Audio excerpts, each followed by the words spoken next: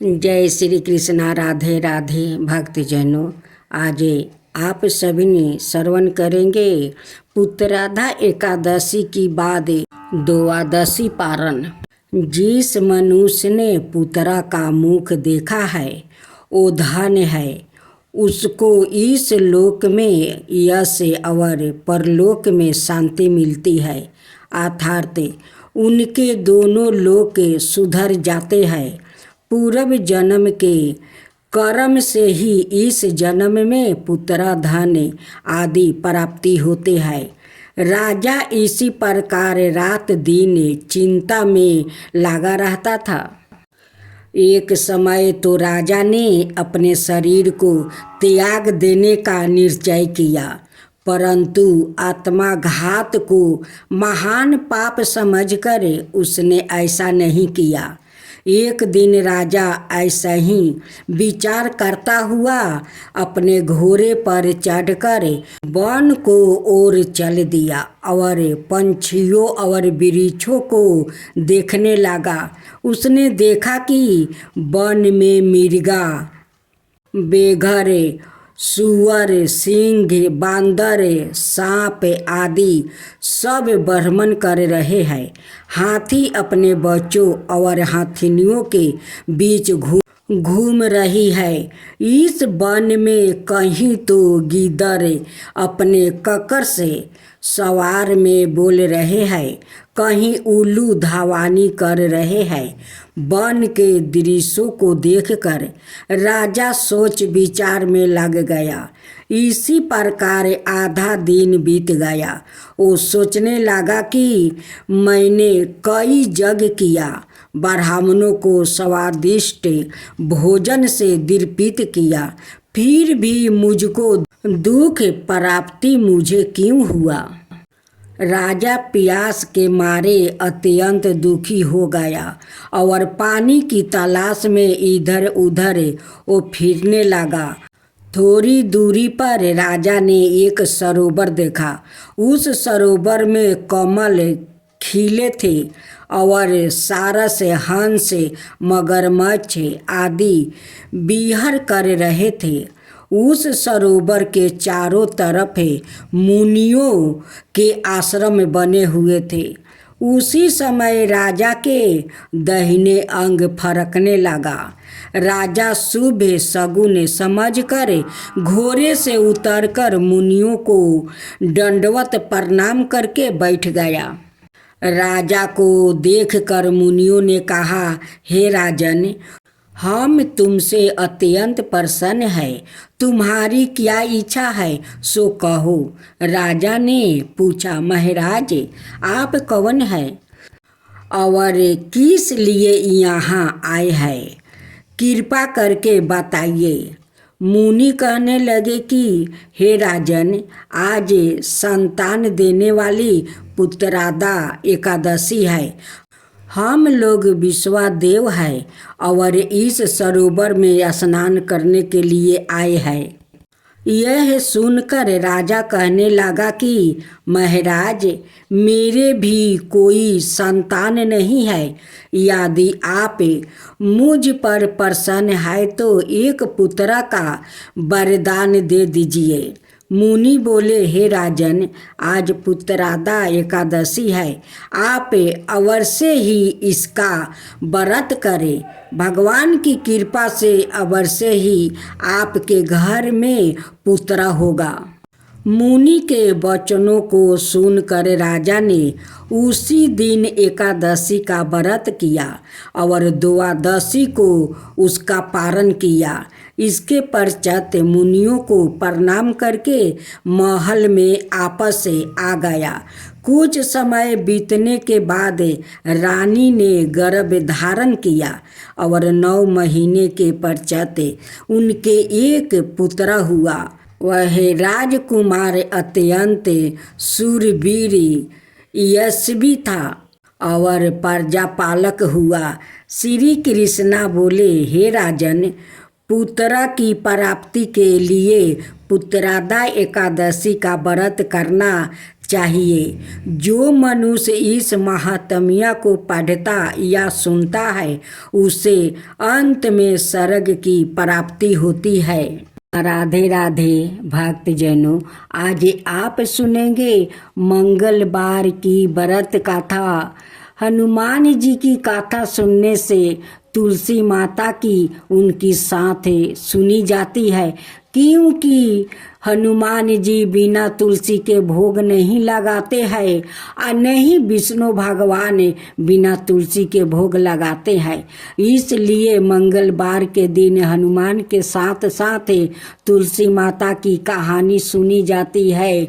बृहस्पतिवार के दिन विष्णु भगवान और माँ तुलसी के भी कथा सुनी जाती है। ये दोनों भगवान तुलसी का भूखे हैं। एक नगर में एक वृद्धा निवास करती थी। उसके मंगलिया नाम का एक पुत्र था। वृद्धा की हनुमान जी पर गहरी आस्था थी। वो प्रत्येक मंगलवार को नियम पूर्वक व्रत रख कर हनुमान जी की आराधना करती थी। उस दिन वो ना तो घर लिपती थी और ना ही मिट्टी खोदती थी। वृद्धा को व्रत करते हुए अनेक दिन बीत गया था। एक बार हनुमान जी ने उसकी श्रद्धा की परीक्षा लेने के लिए सोचने लगे। हनुमान जी साधु का भेष धारण कर वहां पहुंच गया और पुकारने लगे, हाय कोई घर में, हाय कोई घर में, हनुमान भक्त जो हमारी इच्छा पूर्ण करे। पुकार सुनकर वृद्धा बाहर आई और बोली, आज्ञा महाराज कीजिए। साधु भेषधारी हनुमान बोले, मैं भूखा हूँ, भोजन करूँगा, तू थोड़ी जमीन लीप दे। वृद्धा दुविधा में पड़ गई। अंत हाथ जोड़कर बोली, महाराज लिपने और मिट्टी खोदने के अतिरिक्त आप कोई दूसरी आज्ञा दे, मैं अवश्य पूर्ण करूंगी। साधु ने 3 बार प्रतिज्ञा करने के बाद कहा, तू अपने बेटे को बुलाओ, मैं उसकी पीठ पर आग जलाकर भोजन बनाऊंगा। वृद्धा के पैरों तले धरती घिसक गई, परंतु वो प्रतिज्ञाबद्ध थी। उसने मंगलिया को बुलाकर साधु के सामने कर दिया, मगर साधु रूपी हनुमान जी ऐसे ही मानने वाले नहीं थे। उन्होंने वृद्धा के हाथों से ही मंगलिया को पेट के बल लेटवाया और उसकी पीठ पर आग जलवाई। आग जलाकर दुखी मन से वृद्धा अपने घर के अंदर चली गई। इधर भोजन बनकर साधु ने वृद्धा को बुलाकर कहा, मंगलिया को पुकारो ताकि वो भी आकर भोग लगा ले। इस पर वृद्धा अपने आंसुओं को पोंछ कर बोली, उसका नाम लेकर मुझे और कष्ट ना पहुंचाओ। लेकिन जब साधु महाराज नहीं माने तो वृद्धा ने मंगलिया को आवाज लगाई। पुकारने की देर थी कि मंगलिया दौड़ा दौड़ा वो आ पहुंचा। मंगलिया को जीवित देखे वृद्धा को सुखद आश्चर्य हुआ। वो साधु के चरणों में गिर पड़ी। साधु अपने वास्तविक रूप में प्रकट हुआ। हनुमान जी को अपने घर में देख कर वृद्धा का जीवन सफल हो गया।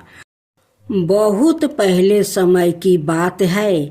भारत के मध्य में भाग में एक छोटा सा गांव था, चंद्रपुरा। यह गांव चारों ओर से हरियाली से घिरा हुआ था, लेकिन वहाँ की जमीन बंजर हो चुकी थी।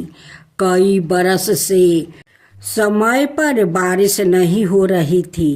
खेतों में फसल तरसते थे। इस गांव में एक गरीब किसान रहता था, भोलानाथ।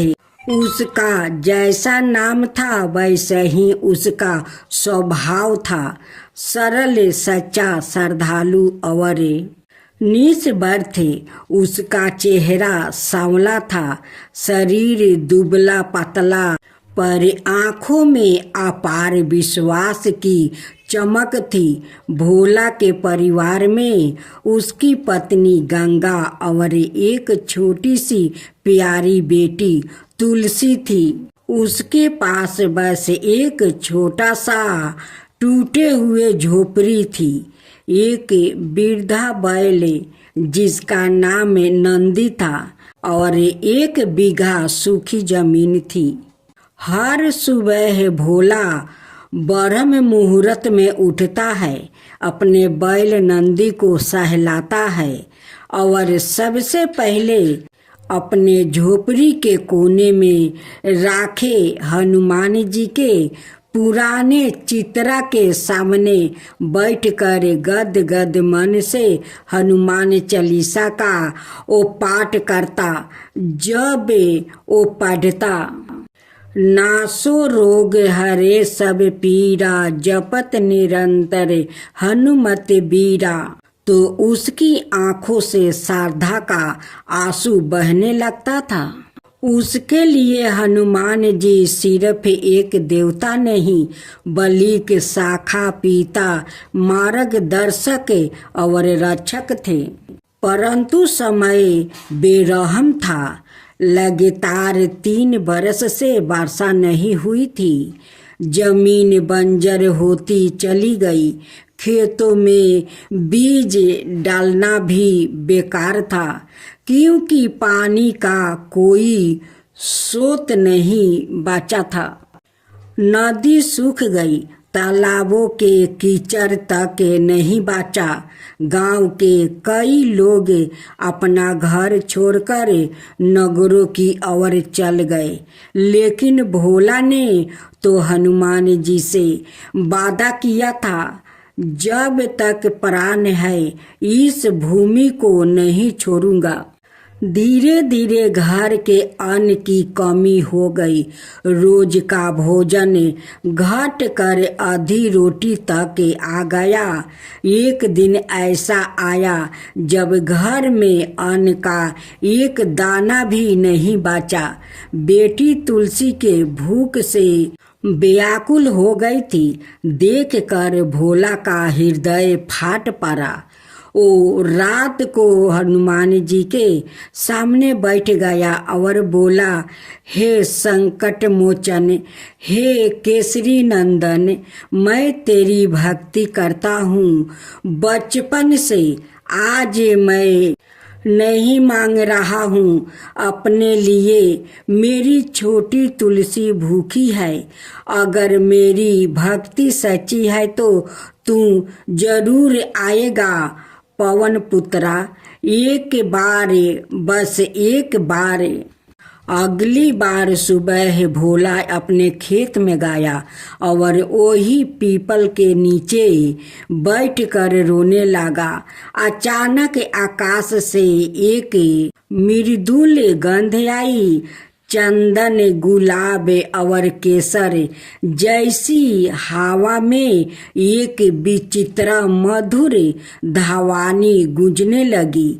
जय बजरंगबली, जय संकट मोचन। फिर क्या हुआ? भोला ने जो देखा उसकी आंखें फटी की फटी रह गई। पीपल के पेड़ के पास एक विशाल लाल वरण दिव्या तेज से युक्त महान योद्धा खड़ा था। गदा हाथ में, शरीर से तेज फूट रहा था। आंखों में करुणा और मुख पर मुस्कान। हनुमान जी सवाए प्रकट हुए थे। भोला कांपता हुआ उनके चरणों में गिर पड़ा। हनुमान जी ने उसे उठाया और बोला, भोला, तूने मुझे पुकारा और मैं आ गया। तुझ जैसे भक्त के लिए मैं हजारों युगों तक दौड़ता चला आऊंगा। हनुमान जी ने अपनी गादा से भूमि को छुआ और चमत्कार हुआ। सूखी धरती अचानक हरी हो गई, मुरझाए पेड़ हरे भरे हो गया, नहर में पानी बहने लगा, खेतों में फसल लहराने लगी, हवा में मीठी बूंदों की वर्षा होने लगी, अन्न फल फूल और दूध की वर्षा। गांव वाले दौड़े आए, सबने देखा यह चमत्कार। भोला को देखकर सब रोने लगा। हनुमान जी ने अंत में भोला को अपना गले लगा लिया और कहा, भोला, सच्ची भक्ति सिर्फ मंदिर में नहीं, भूखों को रोटी देने वाले, दुखियों को साथ बांधने वाले विश्वास से हनुमान जी की नाम जपने में होती है। तूने मुझे हर सुबह सच्चे हृदय से पुकारा है और आज मैं तुझ पर सदा के लिए कृपा बरसाऊंगा, कभी तुझे अभाव नहीं होगा। इतना कहकर हनुमान जी अंतर्ध्यान हो गए, पर पीपल के पेड़ पर उनकी छाया रह गई और वही एक दिव्या मूर्ति प्रकट हुई। उस दिन के बाद चंद्रपुर कभी सूखा नहीं पड़ा। भोला की झोपड़ी अब महल में बदल गया, जहाँ दूर दूर से लोग हनुमान जी का दर्शन करने आते हैं। भोला अब खेतों में मेहनत करता, तुलसी को पढ़ाता और हर किसी को यही सिखाता, सच्चे भक्त यही है जो भगवान को अपने कष्टों में नहीं भूलता, संकट में विश्वास टूटने नहीं देते, क्योंकि जब समय ठीक होता है तभी हनुमान जी सबसे निकट होते हैं। बहुत समय पहले की बात है। यह गाथा सतयुग से लेकर कलयुग तक चलती है, क्योंकि यह न केवल एक पौधे की कहानी है, बल्कि श्रद्धा, प्रेम और देवी की एक दिव्या गाथा है।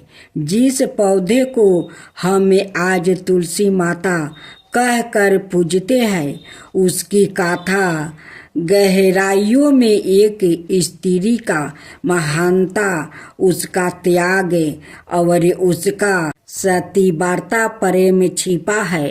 मैया देवी तुलसी का पूर्व जन्म की गाथा। बहुत पहले एक महान और अत्यंत पतिव्रता स्त्री थी।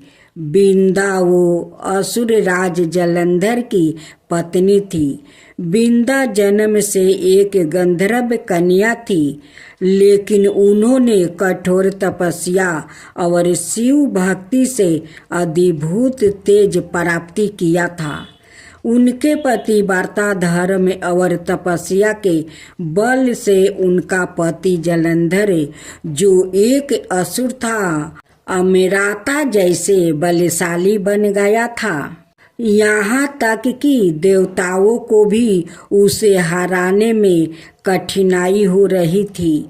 देवताओं के राजा इंद्र और सवाए भगवान विष्णु भी जलंधर से युद्ध में पराजित हो चुके थे, क्योंकि बिंदा की पतिव्रता शक्ति ने जलंधर को अपराजय बना दिया था। भगवान शिव, ब्रह्मा और अन्य देवताओं ने विचार किया कि जब तक बिंदा की पतिव्रता शक्ति बनी रहेगी, तब तक जलंधर को कोई पराजित नहीं कर सकता।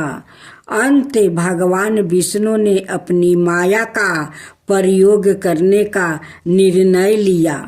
बिंदा हर दिन जलंधर की रक्षा के लिए कठोर व्रत रखती थी और भगवान विष्णु का ध्यान करती थी। एक दिन जब जलंधर युद्ध में गाया हुआ था, भगवान विष्णु जलंधर का रूप लेकर बिंदा के समक्ष प्रकट हुए।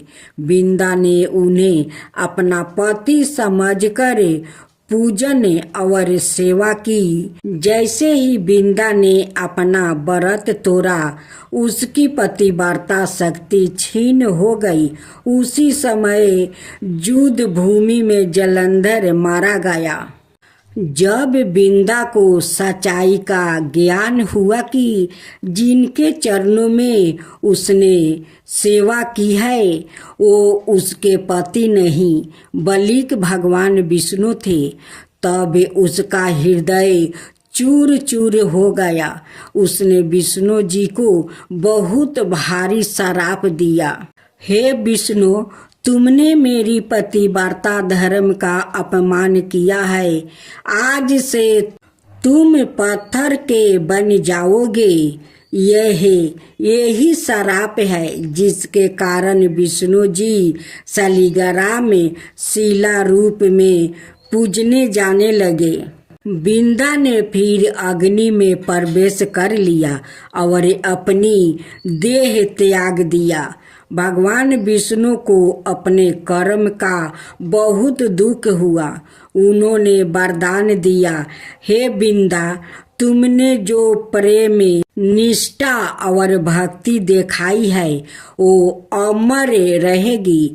मैं तुम्हें एक पवित्र पौधे के रूप में इस संसार में पुण्य जन्म दूंगा। लोग तुम्हें तुलसी कहकर पूजेंगे और बिना तुम्हारे पते के मेरा पूजा कभी पूर्ण नहीं होगा।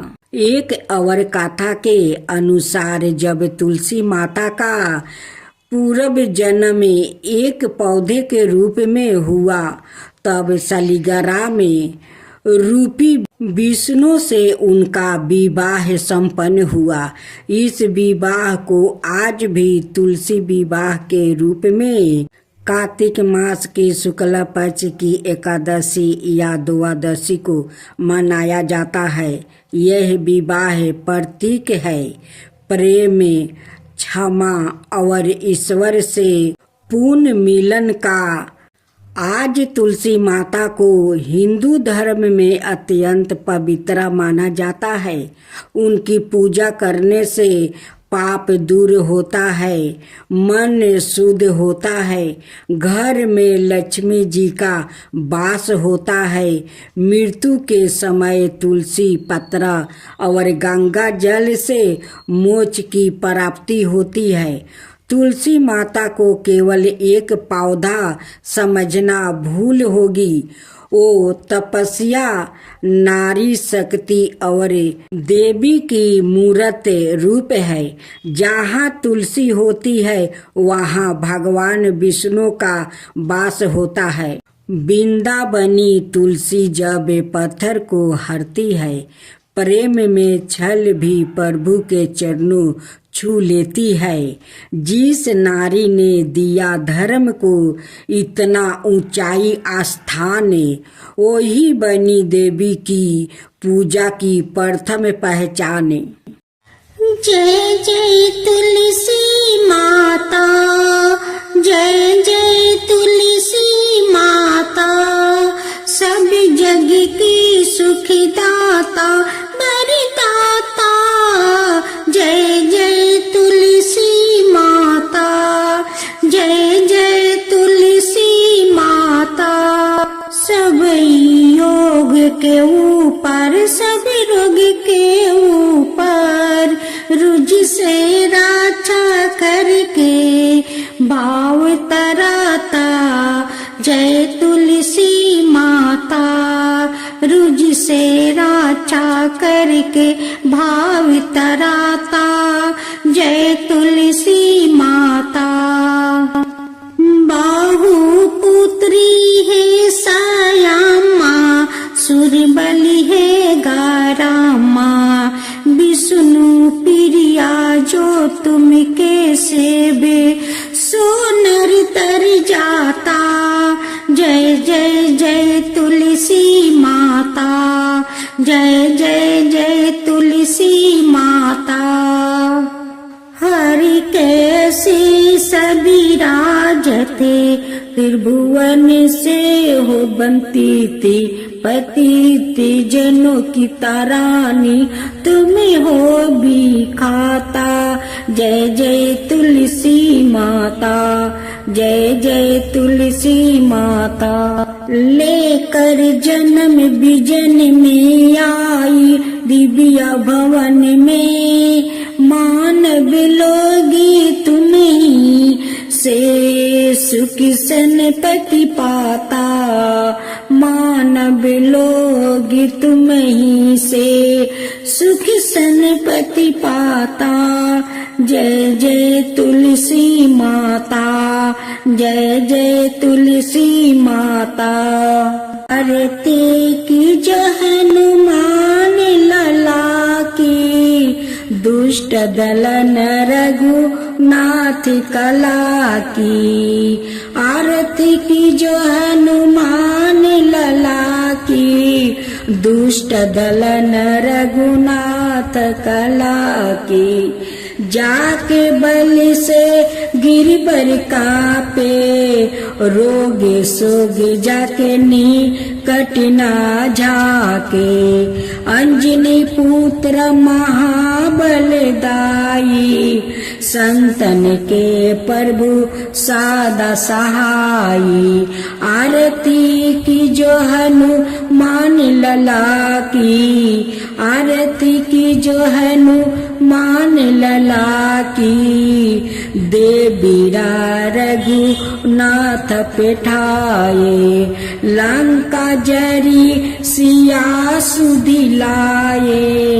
लंका सुकोट समुंदर सिखाई, लंका सुकोट समुंदर सिखाई।